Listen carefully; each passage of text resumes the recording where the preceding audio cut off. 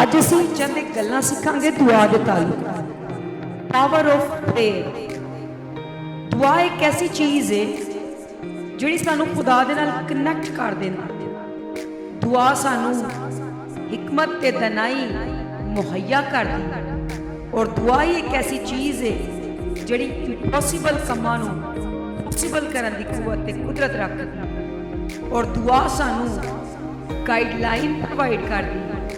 दुआ ही एक ऐसी चीज़ है जिहड़ी साडी रूहां नूं तरोताज़ा कर देती और दुआ एक ऐसी चीज़ है जिहड़ी सानू गुनाहां तों बचा के महफूज रखदी।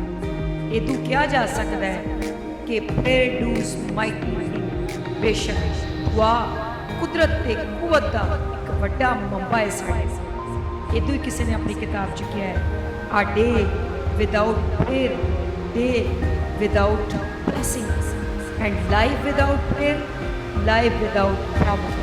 यानी जे दुआ तो बिना दिन गुजरनगे ते समझो बरकत तो बिना दिन गुजरनगे, जे दुआ तो बिना जिंदगी गुजर गई तो समझिया जे बिना ताकत ते कुवत ते जोर दे जिंदगी गुजर। आमीन।